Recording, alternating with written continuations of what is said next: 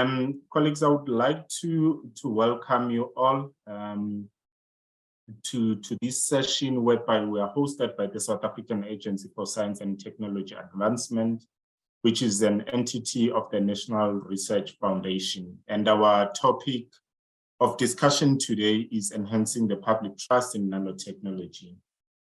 My name is Melusi Twala. I am from the Academy of Science of South Africa, and I will be your program director for this evening, or for this afternoon.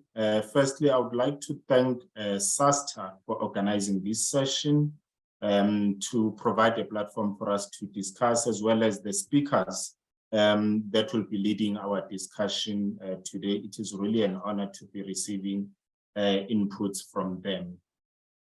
Now, whilst talking about public trust, general public trust on goods and services depends partly on the public being familiar with what is offered, but also knowing the pros and cons of the goods and services that are offered.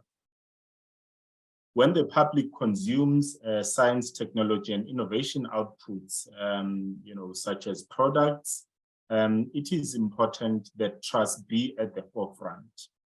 Now, through issues such as genetically modified organisms, the HIV/AIDS pandemic, climate change, as well as renewable energy, and recently COVID-19 pandemic, these are just some examples of topical societal issues where science has or needs to play a role in providing or facilitating public trust or rejection.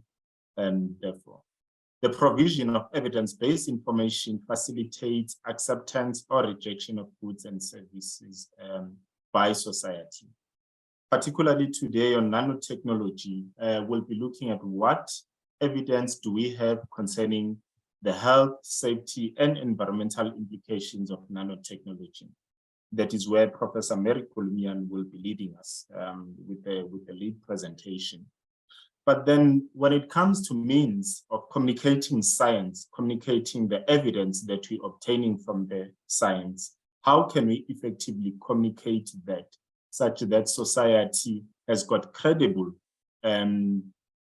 evidence to base its decision on?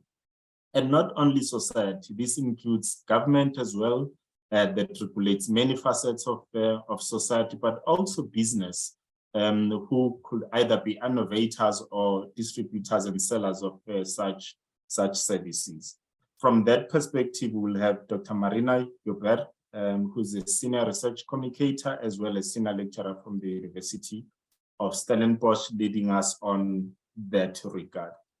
The objective of today's webinar will be to present nanotechnology, evidence-based research concerning health and safety and environmental aspects, to present effective approaches for communicating risks that pertains nanotechnology, but also communicating uncertainties in order to ensure that all the information that is available from the scientific domain is available to the public.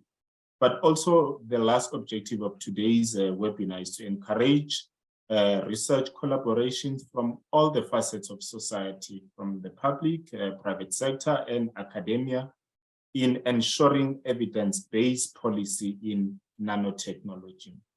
With those words, I would like just to stop there and not eat much time for our presenters who will be leading us today.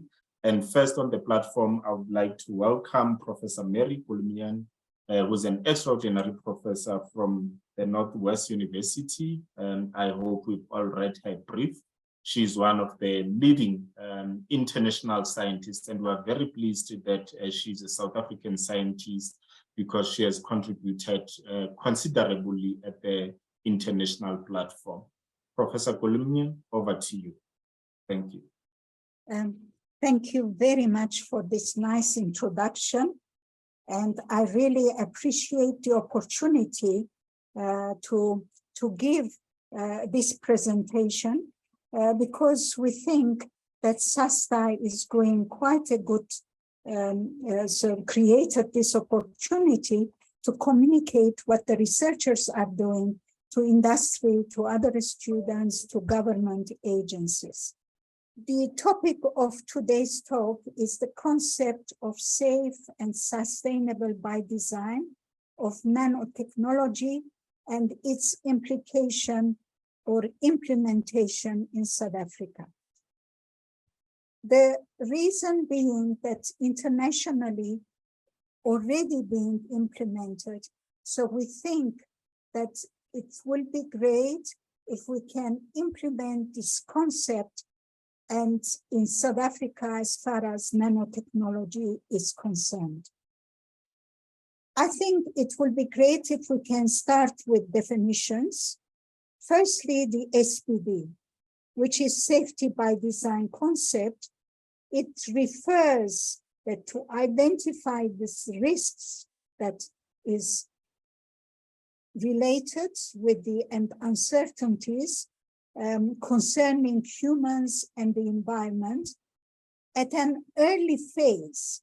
So when the South African innovators, they come and start innovating new items, new materials containing nanomaterials, then at the innovation process, it is to see that the safety at this stage to minimize these uncertainties and potential hazards, and then of course, as well as the exposure.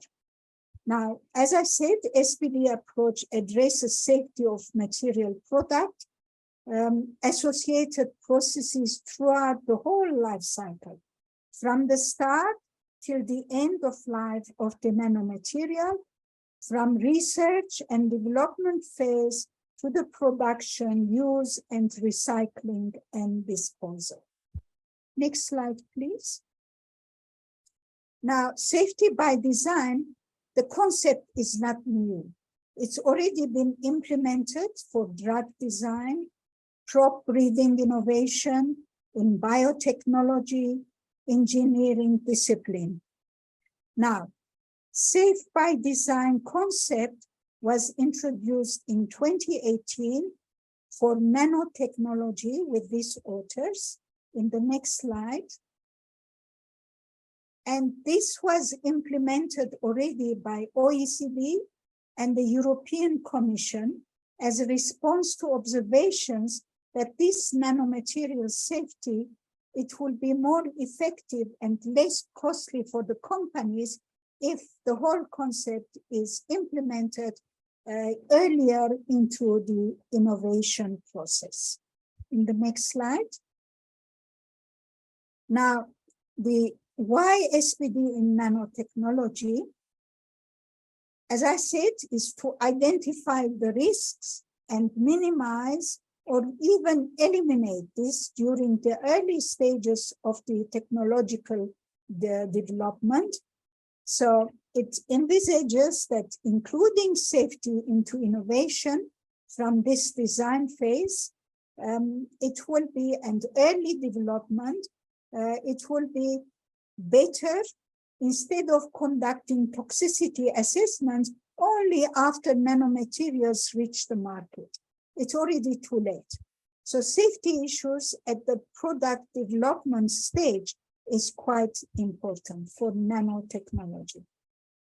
In the next slide, and this is the overall approach, and you can see a different safer nanomaterials that you start with, and here you need test guidelines for material characterization. We do modeling as well. You model in the design, and then you synthesize. Thereafter, during the synthesis, it is important to ensure safer work environment. Again, there are test guidelines that you implement to see that during the work, to ensure safe work environment, you implement these test guidelines. So during production, as I said, measurement of exposure and risk management, you have test guidelines, how to ensure safer work environment. So once it's in the market for consumers, then you have to be that how this, whether released from these consumer products or end of life in the waste. So you have to know that safety is guaranteed during these processes. In the next slide. So therefore, the importance of addressing potential health and safety risks at different stages of the development of these nanomaterials, you ensure that safe nanomaterial produced during handling and processing, safe production and disposal at the end of life, safe use and end of life. So these are the processes you address. In the next slide. So again, you ensure safer nanomaterials, safer work environment, safer product for consumers, as well as the environment. In the next slide. Now, DSI initiated Health, Safety and Environment, HSE project, to establish the required tests in South Africa to assess the safety of synthesized nanomaterials, which is safer nanomaterials, to establish tests to ensure safety of those working with these nanomaterials during synthesis, which is safer work environment, and to assess safety to consumer and end of life, again, safer product for consumers and the environment. So this is a project started a while back, and it is ongoing to ensure that South Africa is ready to be able to provide services to industry, to be able to contribute to a safer by design approach. In the next slide. Now, not only safe by design, but safe and sustainable by design. So sustainability, of course, is quite important.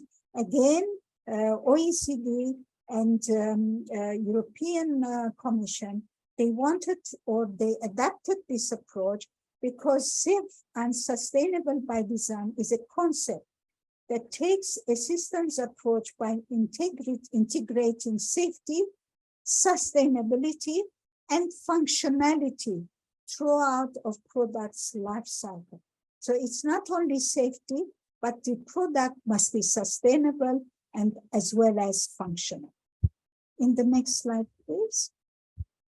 So any new material or product that industry produces, of course, not only to be functional, it must be cost efficient, as I said, must be safe and sustainable, so as to ensure compliance with regulations, acceptance by consumers and users, and finally, a fast and successful access to the market.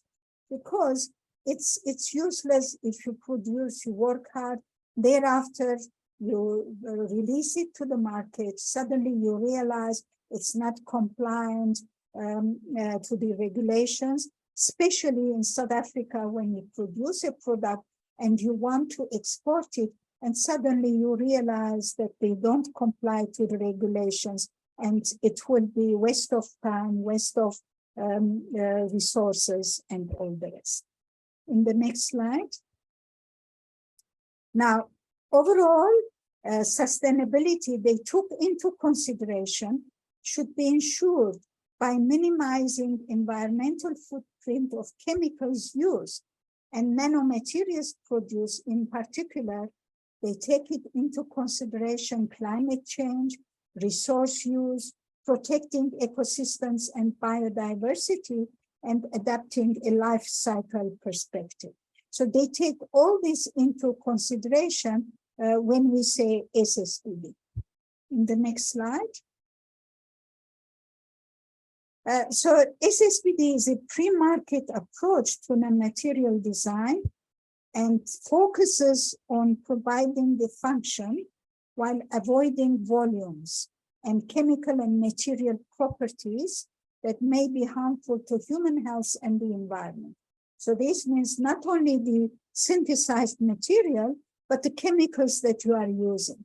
So in particular, groups of chemicals likely to be ecotoxic, persistent, bioaccumulative, or mobile. So all these considerations are, all these sort of components are taken into consideration. So SSPD is to ensure the ability of a nanomaterial to deliver its function without exceeding environmental and ecological boundaries along its entire life cycle while providing welfare and socio-economic benefits. In the next slide, please. Now, this is the overall picture that OECD adapted, plus, of course, European Union, and we very much participate in this forum. So therefore, it's quite important that we implement this, especially we have all the abilities to implement this process in South Africa, which means implement a safe innovation approach for nanomaterials, combining sustainable safe by design, which includes SPD as well, in industrial settings, and regulatory preparedness by authorities. So what do we mean by RP? In the next slide. Now, regulatory preparedness refers to capacity of regulators, including policymakers, to anticipate the challenges posed by emerging technologies such as nanotechnology, particularly on human and environmental safety. So this requires that regulators become aware of and understand innovations sufficiently early to take appropriate actions, that appropriate regulatory tools are modified or developed as needed. Most of this regulatory approach, it's already been adapted. So when any nanomaterial wanted to be registered, they say these are the tests. These are the sort of aspects you have to be very careful. You have to do this test before we accept, and you can release the material into the market. So regulatory preparedness helps to ensure that innovative materials and products undergo suitable safety assessments before entering the market. In the next slide. Now, trusted environment.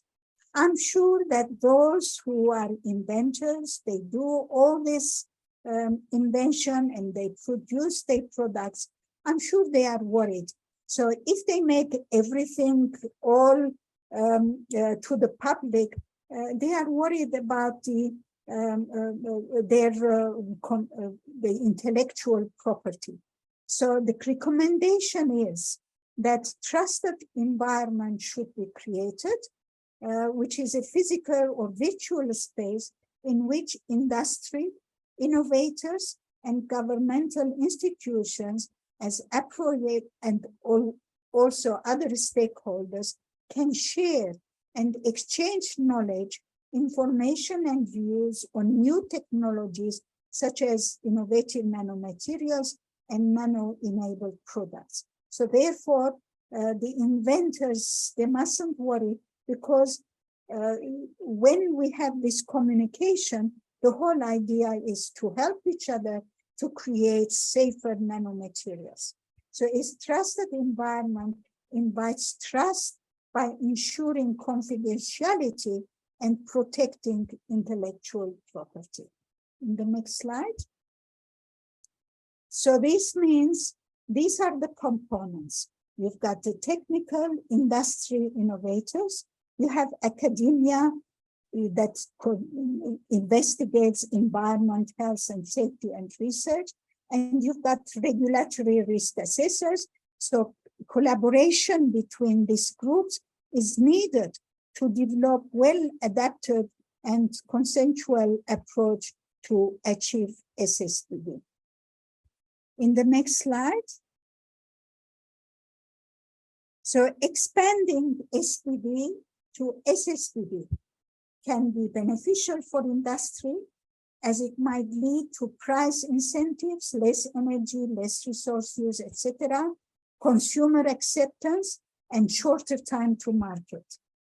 In addition, as I said, SPD and SSBD present collaborative opportunities for industry and regulators. It's not only regulators to say, yes, you must do this, you must do that. No, it's just a collaborative one so that you ensure the safety of the newly invented or nanomaterials. In the next slide. Now, SPD and SSBD in South Africa. Implementation, how we go about it in South Africa. Again, collaborative approach between innovators, research, industry, and regulators. We need to create trusted environments between the researchers, as I said, industry and regulators. Create opportunities to transfer knowledge between these stakeholders. Increase collaboration between South Africa and international agencies. Personally, I've been involved internationally in a number of industries being involved sort of to implement this concept, SPD and SSBD. There are a number of examples. The main one that participating, for example, tire industry, they are the ones that really they are saying how we can go about it, how we can implement safety from the beginning. So therefore, we can learn from them. So how we can implement whatever already been done overseas, internationally, we can implement them, those who are producing such products in South Africa. In the next slide. So therefore, provision of guidelines through DSI HSE project are designed to identify risk at an early stage and information to be considered to identify those risks. So each industry may adapt the approach to its specific needs and circumstances as industry decisions influence the way forward. So these are the things we think it's time for us to approach and to see collaborative work between, as I said, researchers, industry, as well as regulators to ensure safer products, to ensure safer workers, and to ensure safer products for consumers, and of course, to protect the environment. Thank you very much. Thanks a lot, Prof. Jeff, for your presentation. Really keeping things simple in guiding this discussion. As we move to the next presentation, I would just like to remind the participants that there is a Q&A button where you can post your questions. But additionally, we will have a Q&A session if you want to pose your questions live to our two panelists. With that, I would like to move on to the next presentation, where I will be looking at effective communication. Now, communication is really about delivering a message and having platforms to engage. And we've got Dr. Marina Jobert from the University of Stellenbosch to lead us into this. Over to you, Doctor. Thank you. Thank you very, very much, Dr. Twala. So it's always a special opportunity for me to talk to a new group of people about science communication. And when it's about an emerging technology like nanotechnology, it's, of course, it has a special angle on it. So in today's talk, I thought what I would do is very briefly talk a little bit to you about, why, just very briefly, why it's so important for us to share and talk about science to public audiences, and my talk will be very specific about the public audience, not other scientists, not so much policymakers, but the broader society. I'll briefly refer to a few definitions and models that I think are relevant today. Then I want to say something briefly about this new field that we call the science of science communication, because it's so relevant. And then I will try to bring it all home to nanotechnology, specifically the communication challenges, and maybe talk a little bit about a few solutions and potential gaps that we can address. So broadly speaking, in a societal sense, an organization like SASTA exists, and the academy also plays a big role in building bridges between science and society. And there's been a number of trends broadly around the world, also in South Africa in the last decades, that have really given momentum and putting public communication high on the agenda. So some of the reasons for this, people say, science is a public good. It needs to respond to societal needs. We need to show society that science is doing something for it, because after all, the public pays for a lot of the research through their tax money. And generally across the world, science has moved from a closed to an open system. There's a lot of emphasis now on making it accessible. Open science is a big buzzword. And scientists talk about a new contract, a kind of social contract between science and society, where science is no longer hiding in the ivory tower, but really becoming part of society and inviting society in and taking notice of what society also wants and expects from science. In the academic world, in science communication, there's a number of strong motivations as well for communicating and sharing our science. A particularly prevalent one is this idea that in a democratic society, as we are in South Africa, people have a right to know and a right to participate in science. And if we want a future workforce, we have to invest in young people who will go into these fields in the future. So there's to have the people we need, and that's obviously a strong economic reason. We also know that effective and strategic science communication can benefit science itself. It can benefit scientists. It can benefit the institutions. Don't have time to go into all of that, but there's a lot of research on that and how it benefits them. There's also this quite interesting idea that scientists actually are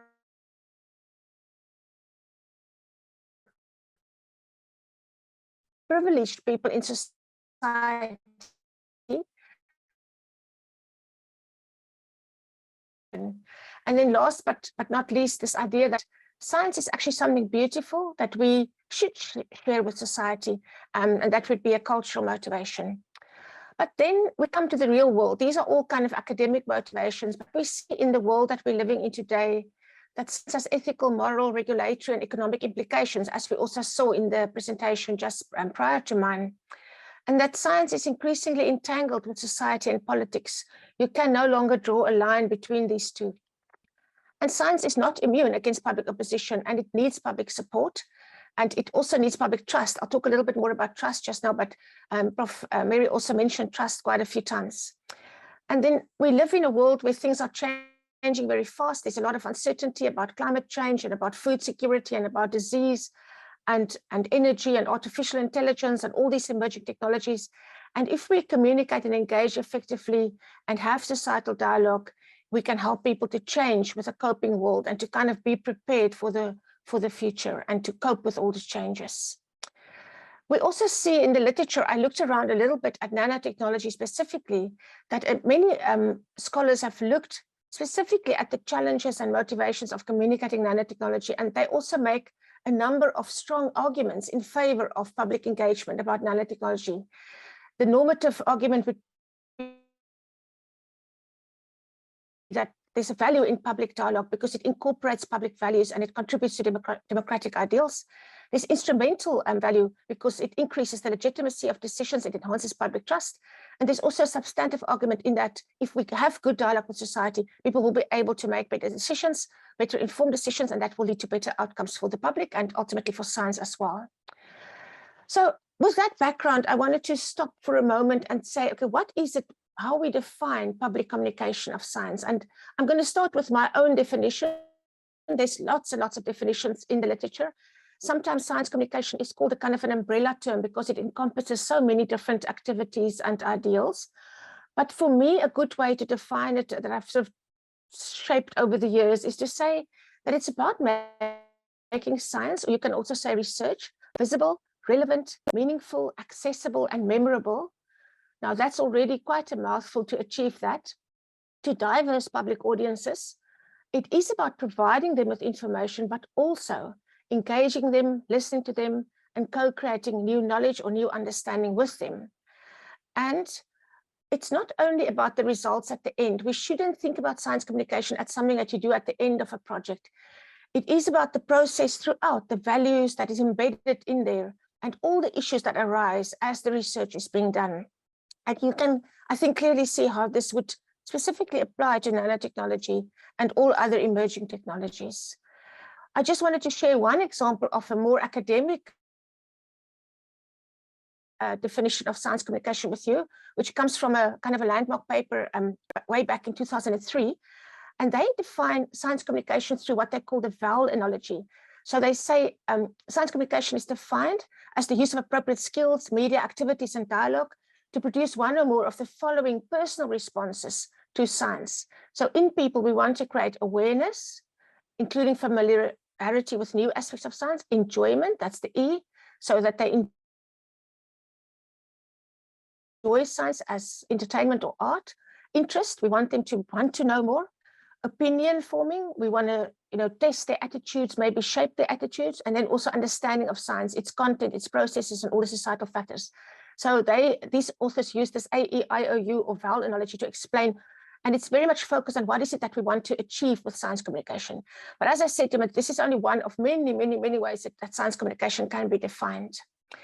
So lately in the field of science communication, there's been a shift towards the idea of moving away from just talking about communication and also encompassing the idea of public engagement. Now, this is something that is very strong as well in South Africa. It's very clearly articulated in policy papers from the Department of Science and Technology, or now the DSI, but at the time that this was published, it was still the DST. In their science engagement framework, they define public engagement as activities, events, or interactions characterized by mutual learning using a dialogue approach. And then they go as far as saying it's not about the one-way transmission from experts to publics, but it's a dialogue, and it should involve people from varied backgrounds. So this is an interesting debate, because some people will say, before you can have a dialogue, people need to understand. And when it's a new technology like nanotechnology, how can you have a dialogue with somebody if they don't understand? So it's an interesting debate. How much should we convey information and how much should we rely on dialogue? This is another definition also of public engagement from the AAAS in the United States, very similar to the South African one, actually, where they describe public engagement as intentional, meaningful interactions that provide opportunities for mutual learning between scientists and members of the public. So the mutual learning is important. And I think intentional, the fact that it doesn't happen by itself, it's something that you actually have to design before it can happen. So I think this model of science communication, so a model in science communication is just a way of thinking how the public and science interacts. It's an interesting one because it moves, if you look at the bottom left-hand side, from the deficit model, where we educate the public, and it goes from scientists to public. It then moves on to the top where we want dialogue, and it moves two-way between scientists and public. And it then moves all the way around to the right-hand side where we look for participation, and this multi-way flow of information between scientists and publics and increasing interaction, and it's deliberate. But what I like about this model that was developed by a colleague and friend of mine, Jenny Metcalf, is that they coexist, they overlap, they feed into one another, and they inform one another. So these things don't happen in isolation, and we actually need all of them if we want to be successful, I believe, in public communication and public engagement. You can also think about this as a sort of step-by-step approach where you move on from information to dialogue and then ultimately public involvement. Generally, I think one can think about, I also like this visual where you think about, instead of thinking of your audiences as people just sitting passively in rows, listening to you as the expert who are the scientists, think about having dialogue, think about being in the same space, being on the same level, and having a dialogue and listening to people as well. And of course, the same way that we can come up with many reasons why public communication is important, there are similarly many reasons why public engagement is important. And it's about making science more relevant to communities and individual concerns. It's about listening to people, learning from them, having conversations about the process of science, not explaining the science, but having those conversations. It's about demonstrating mutual benefit, but also mutual respect with public audiences, building trust, building partnerships, openness, honesty, and transparency. And today's talk in the title, it's also about transparency. And then valuing the fact that there are diverse views and values and voices and ways of knowing. So some of these things are quite hard for scientists because it's a little bit different from the way that they are normally used to, the way science is run and the norms of science. But these are the kind of values you need to embrace when you want to engage with the public. So another way of maybe thinking about it visually is that we want science and society to meet. We want to overcome some of the barriers. We want to build bridges. And it is about sharing knowledge and profiling science and scientists and their wonderful achievements. But it's also about listening and getting meaningful dialogue with the public and getting public input into science. And this brings me then to the next part of my talk, because it links quite nicely to this idea of the science of science communication and why it matters, especially in a field like nanotechnology. And I think one could summarize it by saying why facts alone are not enough. So that's also quite a hard lesson for scientists. So during COVID, I came across this cartoon. I always love it when I find interesting bits of science humor. And on the left-hand side, the COVID-19 scientists are talking to each other and they're saying, as long as we just provide the facts to the people. And on the right-hand side, the climate scientists are falling over laughing when they hear this. And I sometimes test this with my students and I ask them, why are the climate scientists laughing? What is this cartoon trying to say to us? And almost all of the time they get it spot on. This cartoonist is trying to say to us that facts alone is not enough. These COVID scientists are making a mistake if they think that facts will necessarily convince people. Climate science has produced literally mountains of reports and facts and evidence and scientific studies, and it hasn't always been enough to get public opinion on their side. I'm not saying that it's not important, but it hasn't been enough on its own. So that's kind of the message. We need something more than just the facts. So the science of science communication, or the science of communicating science, has been a field that's developed very fast in recent years. It draws on social science disciplines like behavioral psychology and decision science and behavioral science. And it tries to help also, especially natural scientists, with becoming more evidence-based or more efficient and effective in the ways they communicate. And in this wonderful little guide written by Craig Cormick, who's also an Australian science communication expert, he explains that we think the way that it works if we give information to people is that we provide the information, it goes to the receiver in a straight line, and then they will form an idea, which is the idea that we hope that they would form, that we intended. But it doesn't work like this in the real way, in the real world. In the real world, people hear what we say, but before they form an opinion or an idea, it goes through a number of filters. And these filters have to do with their own prior experiences, their values, their own reasons for wanting or not wanting to like something. There's a lot of things involved here. It's even much more complicated than what is shown in this graphic.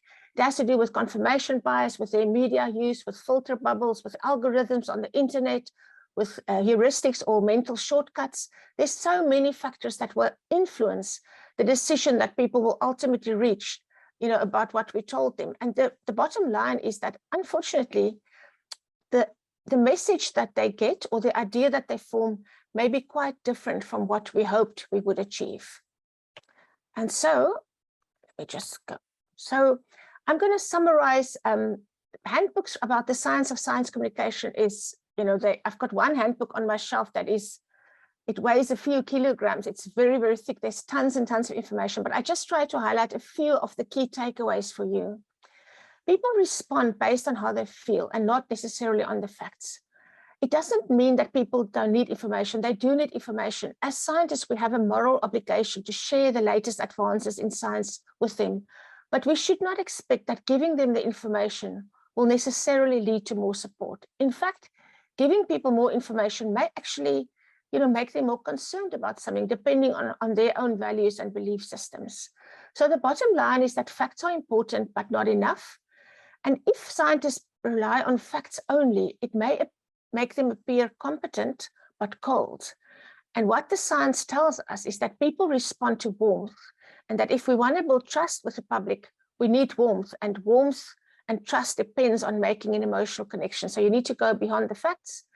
We know that trust is incredibly important. It's very, very hard to earn public trust. It's very easy to destroy it.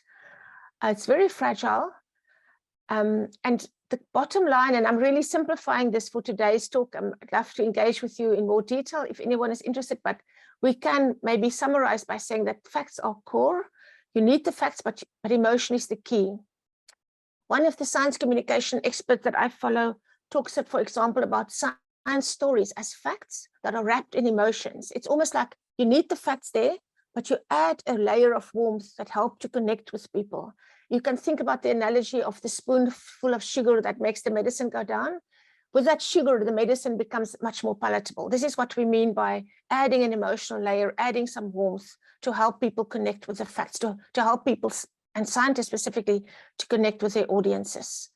Here's a few more takeaways from Dominique Brochard and Ditram Schöffler, who are two scholars in this field at University of Wisconsin-Madison. They remind us that people look for science that confirms their beliefs, but they tend to ignore evidence if it doesn't. So if you come across information on social media, on the internet, and you like it, it kind of speaks to you, it gives you that warm.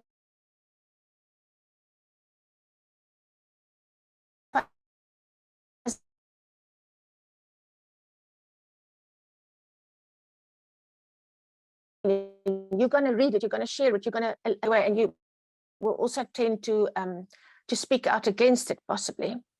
So they recommend that scientists shouldn't blame people for their lack of knowledge, but rather focus on addressing their concerns, especially when it comes to emerging technologies. And they remind us as well that constructive dialogue between scientists and publics require of scientists to be humble and to be willing to listen to and learn from public groups.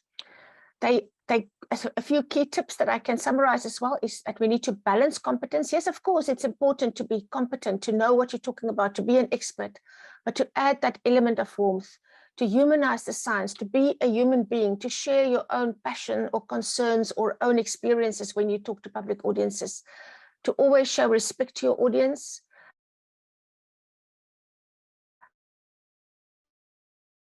To build trust through listening to them and fight feelings with facts, rather listen to people, rather engage respectfully, be open about uncertainty and the limitations of science, and anticipate, think about how people may respond. If you're prepared for those responses, you're much more likely to be able to respond meaningfully, but never aggressively or never confrontationally, because that will not build trust.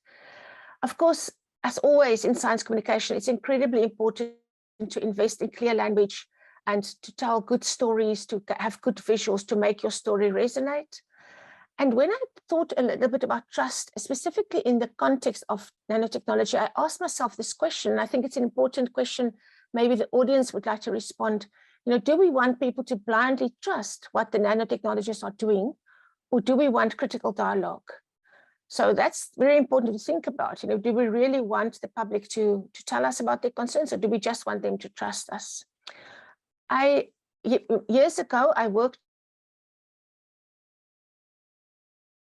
at SASTA for some years, and at the time so I reminded myself of all the wonderful initiatives that SASTA is running there, and I also thought about this question. When you talk about public engagement or public understanding of nanotechnology, the question that I have is, why are we? I'm not saying it's not important, but just as a question, as a point of debate, why are we making a special case for nanotechnology and not other fields? Or what are the other fields that are equally important? What about artificial intelligence or we know biotechnology is another one that SASTA focuses on, or hydrogen fields. But why are we highlighting or lifting out these fields and not others? I think that's an important question to ask. I also looked a little bit at what we already know about challenges of sharing and communicating about nanotechnology. And I came across this article, which I highly recommend for anybody interested. It's a literature review of the challenges of communicating nanotechnology to the public.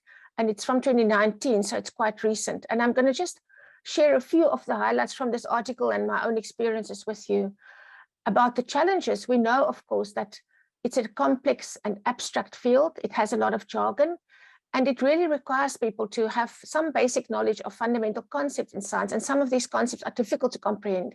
So it's not always easy to have that constructive and informed public dialogue, because people may find it very difficult to grasp some of the concepts that they cannot visualize, and they may not see its relevance to everyday life. They often may perceive nanotechnology as something that's distant or unfamiliar or intangible and something that they don't care about. We know that there's some disagreement and uncertainty even within scientific terms about some of the terms and how they should be defined. It has so many different applications, which adds to the complexity and uncertainty about potential risks or benefits. We also see that public attitudes are very diverse and fluctuate between countries and regions and over time, and it may range from opposition to some applications or indifference to support for others. Generally, we see that there's more support from the public for applications of nanotech in water and medicine, but less so for cosmetics and food. These are general takeaways from this review article. And there still remains a high level of perceived uncertainty in public about its nature, its benefits, its risks, its human health effects, and its long-term safety. This article also talks about why this perceived misrepresentation of nanotechnology in the media, and they also trace it back to its complexity, the fact that journalists equally battle to understand it and all the jargon, the levels of uncertainty, and the fact that a lot of non-science factors like beliefs, values, and vested interests and politics play a role. So all of these add to the complexities and the challenges. They also talk a little bit about potential solutions, and here we are reminded these things come back to the science of science communication. We do need public education, but we should not expect that it will necessarily result in public support. And that is because people's attitude depends on many other things, not only the information. They remind us that there's no such thing as a one-size-fits-all approach. If you want a communication strategy for nanotechnology, it has to be very tailor-made, specific for a specific audience, for specific objectives that you want to achieve. But generally the advice, and this is also advice, coming from science communication in general, to invest in public dialogue and co-creation, to prioritize transparency. And interestingly, in nanotech specifically, there's quite a lot of evidence that people, when it comes to consumer products, they really value effective labeling, but that effective labeling also needs public engagement to get buy-in and to ensure that the labeling actually is effective. A few more recommendations for specifically communicating then about nanotech. Don't bombard people with the facts, don't overwhelm them with new concepts. Try to listen as much as possible to the audience and what they want to know before you have a dialogue. Invest in plain language and effective visuals. Include stories that are linked to everyday life to try and make the science as real as possible. And possibly invest in this kind of SciComm training with the key experts in the field in South Africa. I also wondered then lastly about research, and I did come across a few articles that looked at nanotechnology communication in developing countries, but I think overall from what I see, there's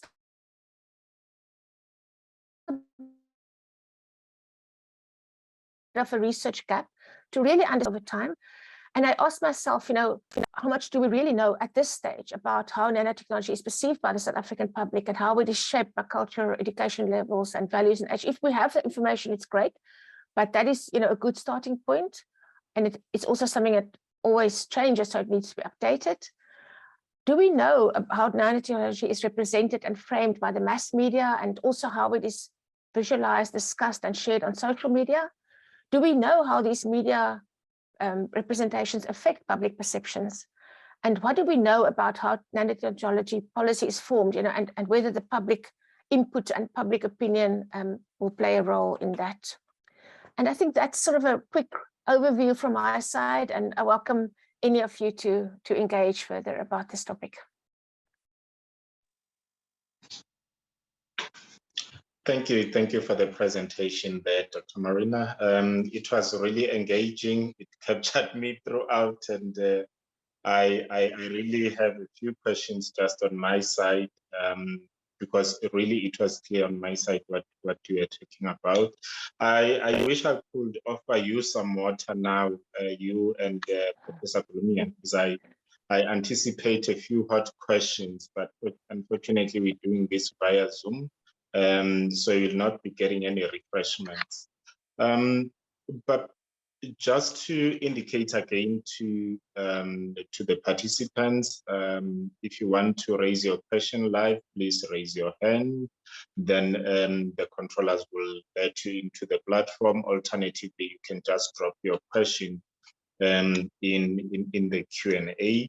I'll request that sister colleagues do let me know when there's questions that are being dropped, maybe whilst we're busy with the discussion, so that we can actually attend to those. I really do not wish that we'll miss any questions.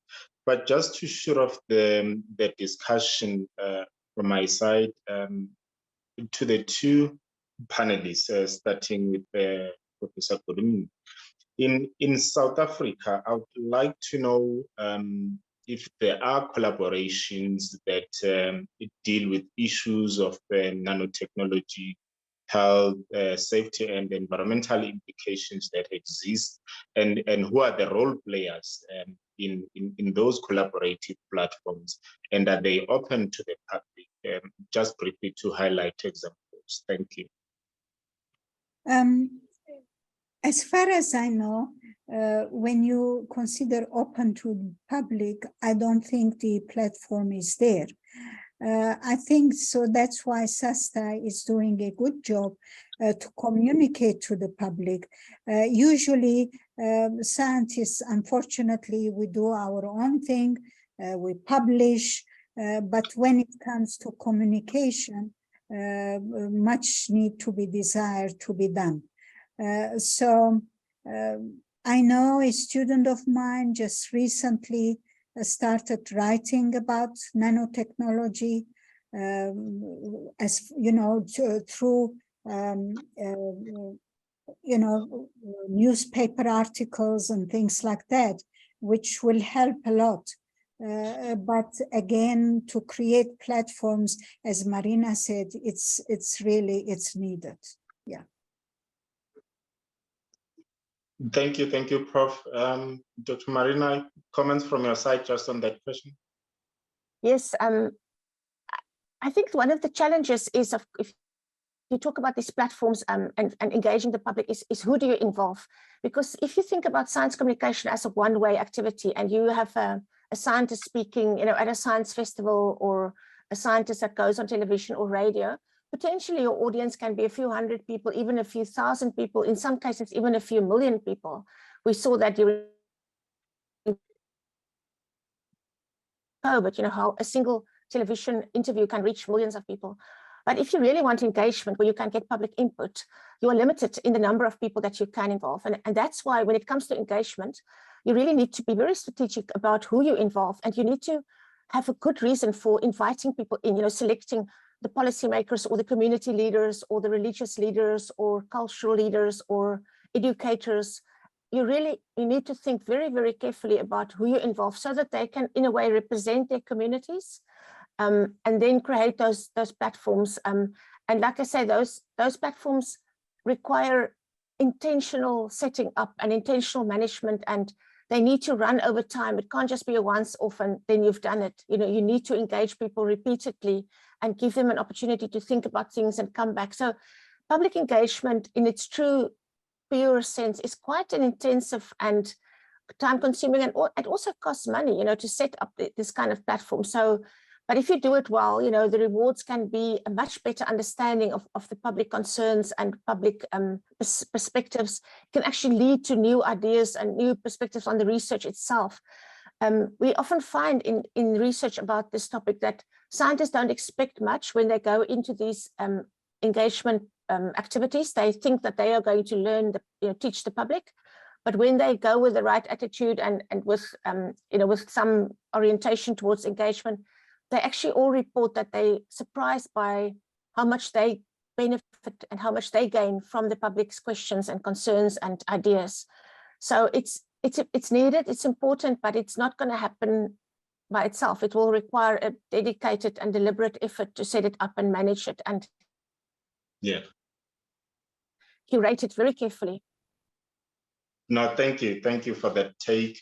I noticed there's a question also that has been raised in the Q&A from Amish Patel, who would like to know something around science communication in South Africa, which is predominantly through English. What are your thoughts around, other local languages? I think we're going towards 12 now, with sign language being the 12th one in South Africa. But English dominates our mode of communication, and I'm wondering if Prof. Kolumian's student is also looking at the language issue. But Dr. Marina, your thoughts on that, just to respond to Amish Pasal. Thank you. Yes, I can say something briefly, and maybe some of the colleagues from SASTA may also have views on this. we often talk about technical language and jargon as a barrier, and it is a barrier. But then the next big barrier, of course, is the fact that people will be more comfortable to engage in their mother tongue if it's possible for them to in their home language. We know that for certain, especially with younger audiences, but actually audiences across all ages, it's easier for people to engage in dialogue and to understand new concepts if they can have it in their mother tongue. So, I mean, it goes without saying that it's a big challenge to take these emerging technologies and create the vocabulary in South Africa's official languages. But it's certainly, the fact that it's difficult doesn't mean we should shy away from it. I know, for example, I've got a colleague, Sibusiso Bahela. He works for a company called Science Link. They are working very hard to create new vocabulary for different science topics in isiZulu, for example. And I think that kind of activity and initiative should be encouraged and should be shared. And it also requires scientists across, in each of these disciplines to come together. Often these words don't exist, they simply don't exist in other languages, and we have to create new words for them. But I think we can do it, and I think it's wonderful. It's something that I know that also is on the agenda in policy circles, is to make science more accessible through Indigenous languages. So I wonder if maybe Michael or someone else from SASTA want to add to what SASTA is doing about this. Yes, thanks for that take. Colleagues from SASTA, around spreading the languages, where are we? And I think it's really a valid question and a good challenge in that regard. Oh, absolutely. Thanks, Dr. Twala. Thanks, Marina. Yeah, I think there's an opportunity here. I think there's an opportunity to connect with people.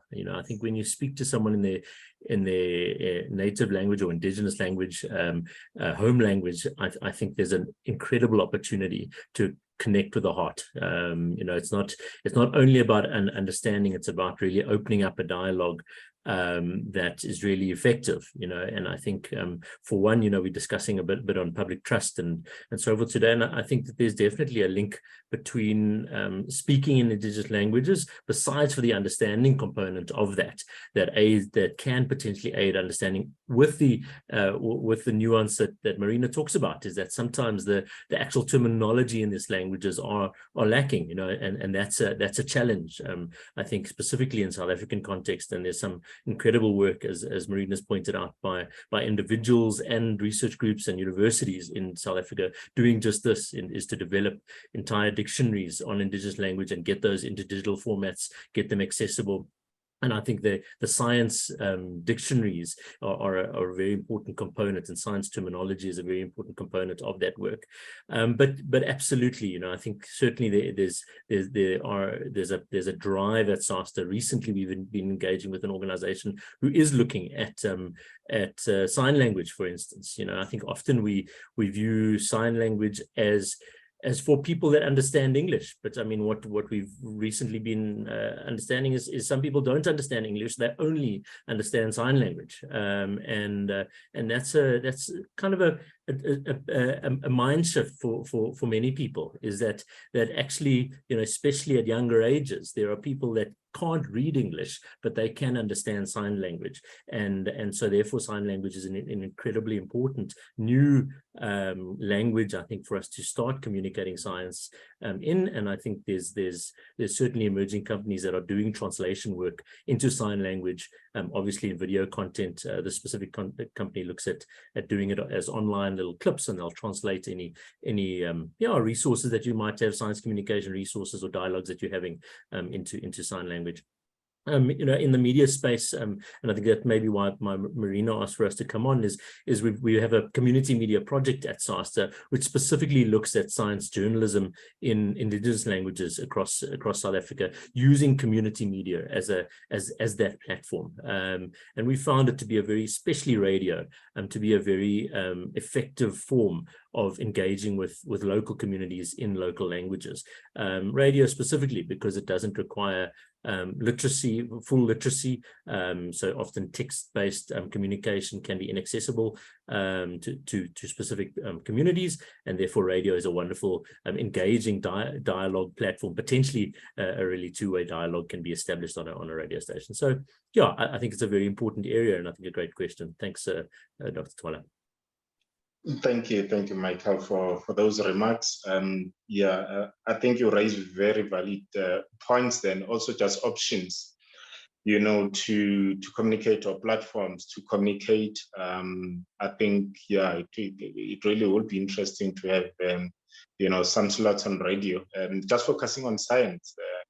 Not necessarily exclusive to nanotechnology and risk, but science in broadly, and maybe local radio stations will be a good platform in that, because they can also facilitate this issue of widening the language delivery if they are radio stations. Thanks on that. And then one aspect that I would like to get into is socio-economic benefits. And one of the attendees is asking a question on how can we draw public attention to science products and goods that actually impact daily on their lives. One of the things that you highlighted, Prof. Polimian, is that nanotechnology is there to actually deliver socio-economic benefits to society. So if I can just start with you, just remarks on how we can draw the public, not necessarily to nanotechnology alone, but broadly to science benefits to society. Thank you. Great, thanks. I think the products or whatever it's been done, such as water purification, drugs being developed, and all the rest.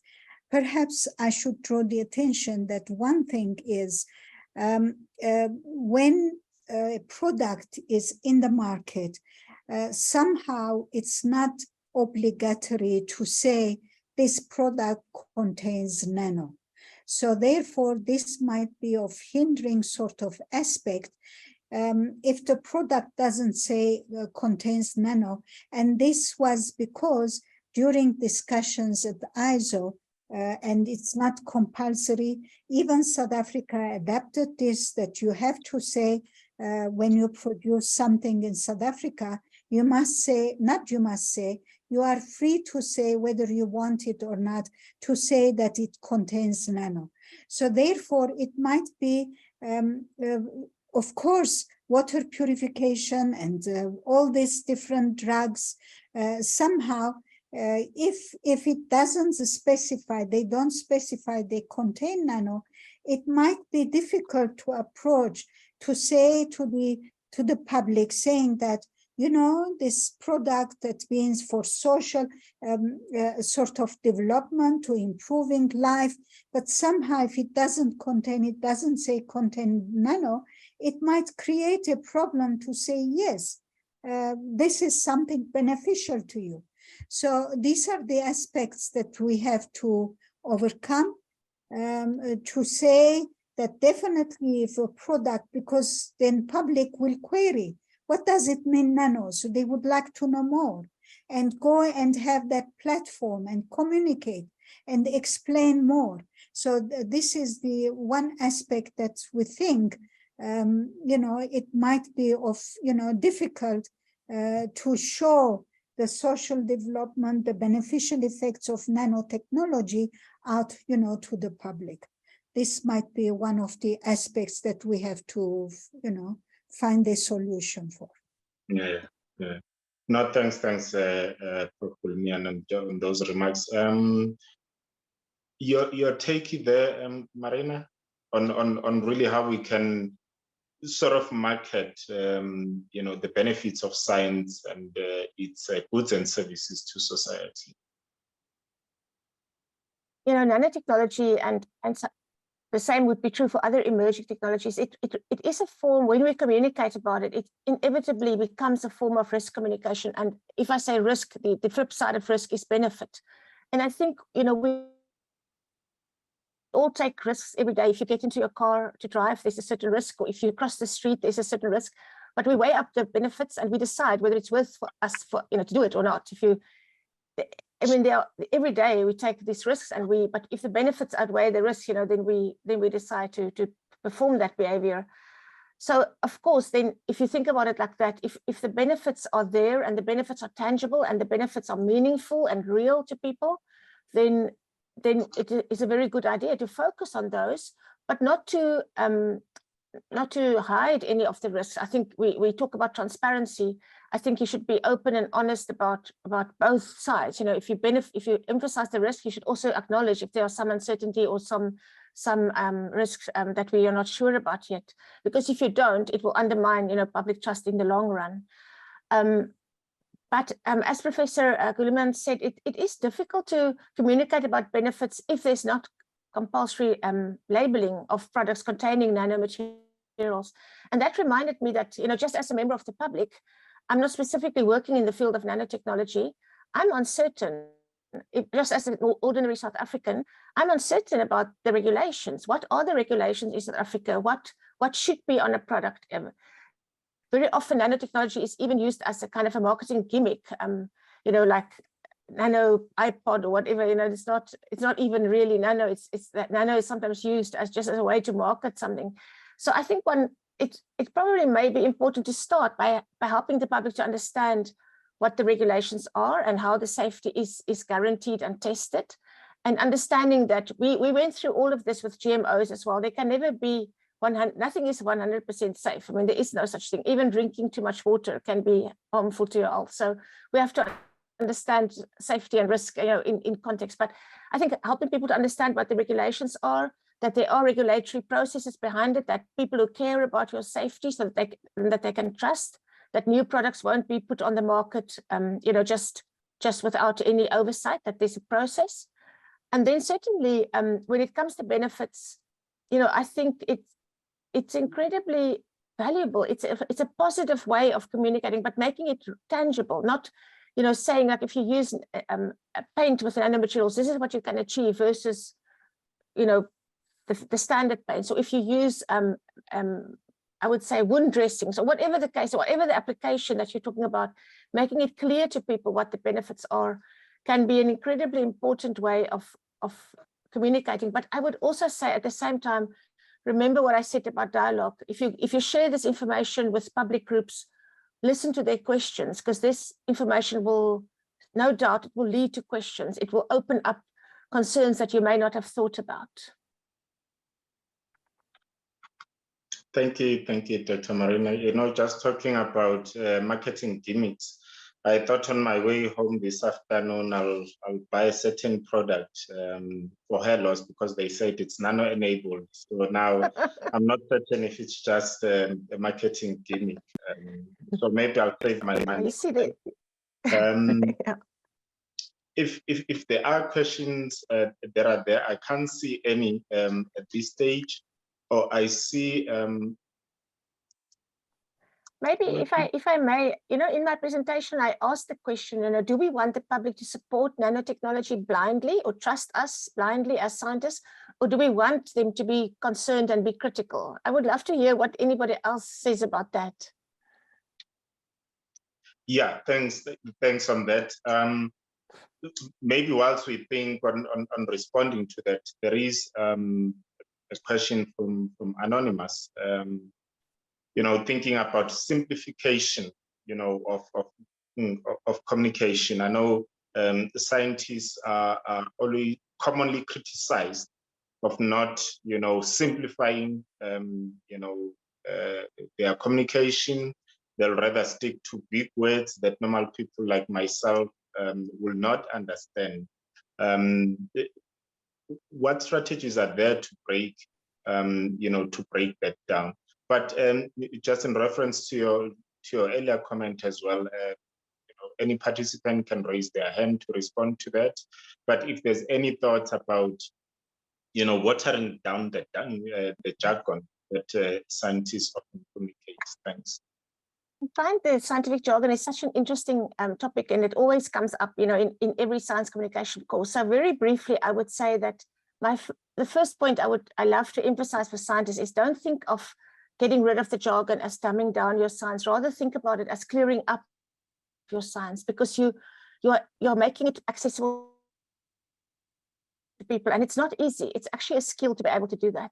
the next thing, we often, when I actually work with young scientists on investing in clear language or plain language, I ask them to write down on a sticky note or a piece of paper, write down a few key concepts from their field that they would understand, but they think maybe their 7-year-old nephew or their hairdresser or somebody who's in a different field won't understand, because even other scientists who are from different fields don't always understand our jargon, or often don't understand our jargon. So when they write down these fields, we then go through a few, it's really fun, practice rounds where they try and explain it. You try and explain it to somebody who's 7-year-old, or try and explain it to an undergraduate student, or try and explain it to your grandmother. And then the young scientists realize that it's actually quite hard to do, but they begin to value it. And and by doing that, you can actually invest in coming up with these clear language explanations and analogies and stories that help people to understand it. Sometimes you can still use the jargon word, as long as you immediately then say, what we mean by this is, this is how it's used, or this is how it matters in everyday life. And if you do that, you show respect to your audience, and it's also a way of connecting with them. And then I once heard a fantastic talk by Professor Neil deGrasse Tyson, who's the astrophysicist. He's one of my science communication icons in the States. And he said that in his bathroom and in his car and next to his laptop, everywhere, he's got these little sticky dots, or sticky notes rather, with complex terms. And whenever he has 2 or 3 minutes free, he practices the everyday explanations. And if you do that, it means that when you're in a media interview, or when you are speaking on radio, or when you're speaking to a group of young people, you've already practiced those explanations. You don't fall over your words with complex terms. There are a few tools online. The one quick one I can maybe just mention is, if you simply Google the Science Dejargonizer, it's a website that was developed by a group of scientists, and you can enter your text in there, or you can import a document. You can copy and paste text, or put a whole long thesis in there if you want. And then it will help, it will process it for you, and it will give you a reading score. And you will see there's like a meter that comes up high in the red. It's very difficult to read. More towards the orange, it's sort of in the middle, but you want it to be in the green. You want it to, and it shows you how to change. It shows you the rare words and the difficult words, and it tells you which words are words that are not commonly used in the English language. Of course, this is now for English, so we're not even talking about other languages now. But it's a start. So the Dejargonizer, it's a fun tool to work with, and it will give you some idea of the jargon words that you are using, and how to, and which ones to think about. But it's really a process of investing. You must want to do it, and you must invest some time and effort, and then test. If you come up with an easy to understand explanation, even for a basic thing like, what is nanotechnology? That's the very first question. What are nanomaterials? Then test it on a 7-year-old nephew, or test it on your neighbor, test it on a friend who's in a completely different field, and say, okay, this is my easy to understand explanation. Do you understand it, or do you still have remaining questions? Or you could even ask them, explain it back to me, and see what they say, because that way you can really test whether they understood what you explained. But the best way is often to come up with a bit of an analogy or a story. No, thank you. I'll definitely check that website out myself. I didn't know about it. Hopefully it will help other scientists as well in their communication. As we round up the Q&A, a last aspect that I would like to touch into before we hand over to the SASTA colleagues, and maybe it's related to a question raised by Mbui there around making sure that communication is not alarmist in a way. And it maybe linked to what I thought around the moral aspect of science that Dr. Marina, you talked about earlier in your presentation. For me, I thought science is just science, it's evidence. That's all you can communicate. But now you came up with something around moral ethics. What is that, just as a closing shot before I hand over to Prof. Golumi and then back to SASTA colleagues? So what is the moral aspect of science? Well, I think there are two takes on it. I mean, science can have moral implications and ethical implications. People may feel that, we are meddling too much with nature. We are infringing on their value systems with nanotechnology. We are doing things that we're not supposed to do. And public may feel that they want to have a say about what scientists are doing because they're doing it with public money after all. So that would be the one aspect. And the other moral obligation would be to say, if scientists have got all this wonderful new information and things that can improve our lives, they cannot keep it to themselves. It's also a moral duty to share it and to listen to the public about how they feel about it. So I think those are two aspects. Sort of, there's an element of justice, societal justice in there. Science is something that is so intertwined with our lives these days, and it definitely has a moral and ethical component to it that we cannot ignore anymore. It's no longer good enough to say just leave the scientists alone. You know, they will work for the public good. We know it's not necessarily always the case. There's been a lot of cases in history where scientists have disappointed us. You know, have not treated the public fairly always, and there's been cases of fraud and misconduct. And so, yeah, there is a moral obligation on science to be ethical, to be in the public interest, and to share openly what they are doing. Thank you.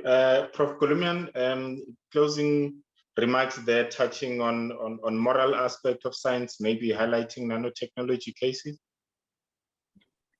Of course, moral aspect is, again, trust should be there.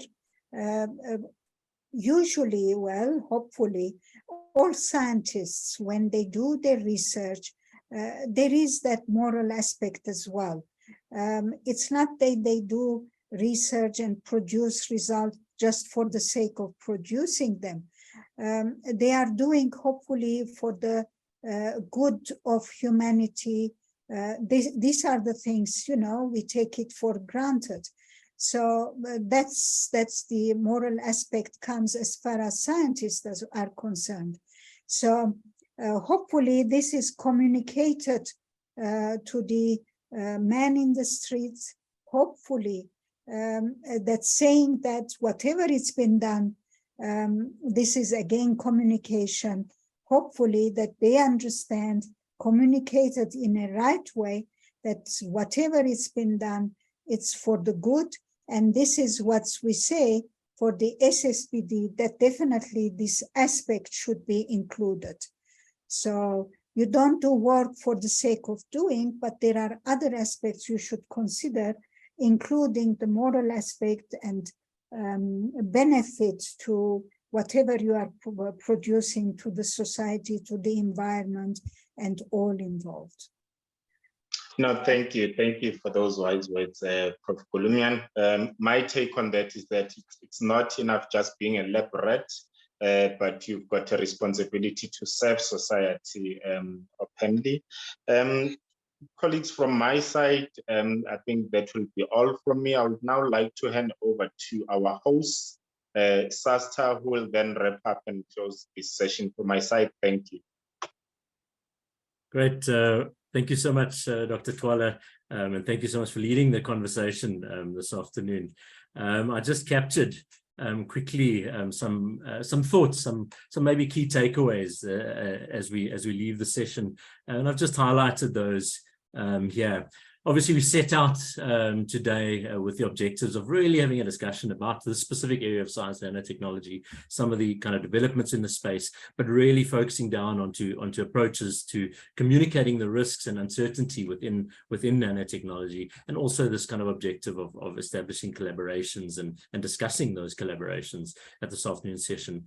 Prof. Kulumian looked at safety by design, which I think is an incredibly important concept. You know, how seriously are scientists taking this need to ensure that they are conducting their work in a safe way, and also spoke to, again, a bit of the creating a trusted environment and the different role players needed to be able to do that. So this industry, researchers and regulators, and the kind of interplay between that, and how that impacts on and influences broader trust in the nanotechnology space.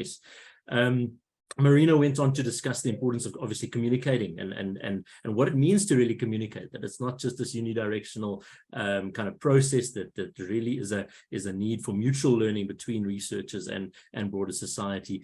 with kind of various different, looked at it from various different definitions and different angles, and different aspects being sort of understanding, dialogue, involvement, and how these kind of different levels of communication and outcomes do interact. I thought very interestingly, Marina spoke about the science of science communication, that this actually is also itself, just as nanotechnology is an area of science, scientific research, so is the science or science communication an area of research, and how are we utilizing that within these different disciplines, so within nanotechnology as a space. And interestingly, it highlighted the need for this kind of transdisciplinary learning, and specifically with a nice cartoon of the climate scientists and their kind of, they're quite far down the line in some sense in understanding communication practices, and how there's a lot to be gained and learned across different disciplines, even in the communication space, and hopefully that's a message for nanotechnologists, but also various other emerging fields of science, to go and have a look at how science is being communicated and how trust relationships are being established in other areas and fields of science. Marina also spoke to the complexity of communication pathways. I think such an important point, that this isn't just a very simple kind of, I put out a message, you hear the message, you accept it, and we're done. But really, there's so many different angles, different variables that come into that communication activity, and that lead to an understanding or lack of understanding, adoption or lack of adoption, change in behavior or no change in behavior. So really a fairly complex task to do. And then Marina also touched on posed this question, are we after trust, or are we after critical dialogue? I'll give my 2 cents at the end here. I think maybe it's both. I would say, I think you can have critical public without necessarily trust. So people can be critical of anything. But I think as soon as you want critical dialogue and effective dialogue between parties, you're going to need some level of trust to have been established. And it's not a blind trust. And I think that's the point that Marina was making. What we're not after is kind of this blind trust. Okay, nanotechnology is this wonderful thing, and everyone must just accept it for what it is. But really, there should be a critical conversation that takes place between broader society and nanotechnologists. So I think a very valid question and important question to ask us. And then also Marina made the point of this kind of research gap that exists within the nanospace, but I would say the various other kind of emerging fields of science have a similar research gap. As soon as something's kind of pushing the boundaries of knowledge, there's always a need for kind of monitoring that interface between that knowledge domain and engagement with broader society. So really, I think a wonderful conversation. I really can only just end off by thanking you all. I want to start off by thanking just our line department, the Department for Science and Innovation, and these kind of discussions that we're having are on kind of the priority areas. I think that Marina has also alluded to. And you will note that we've had various other discussions on IKS and other conversations. So please keep up to speed with the webinars that we put out, and we certainly thank our line department for their support in this. Our panelists for incredible contributions, Prof. Mary Galumnian, Dr. Marina Joubert, and Dr. Malusi Twala. Really, thank you so much for making yourself available for a conversation like this. I really believe it's been a meaty conversation. It's been one that we can sink our teeth into. So thank you so much. Also, just from SASTA's side, I just thank the SASTA team for their effort in putting this webinar together, specifically Kitibone, Caesar, you guys have done a superb job. Well done. To our partners at SASTA, specifically the DSI Nanotechnology Risk Research Consortium, made up of various different partners there, and the University of Pretoria and others. Thank you very much for your contribution into this webinar. And then, of course, lastly, and certainly not least, the attendees who've participated in this conversation, for the great questions you've asked. Really, that's what makes it so nice and engaging in a conversation like this, where we really have some participation in the conversation. So thank you very much for your attendance. We trust that you found it a valuable conversation. And with that, I'll just thank all the panelists and attendees and participants, and wish you all a wonderful day further. Thank you so much, everyone. Thanks, Marina. I'll see you there. Thank you, Mary. Thank you. Bye-bye. Thank you, Dr. Twala. Cheers, everyone.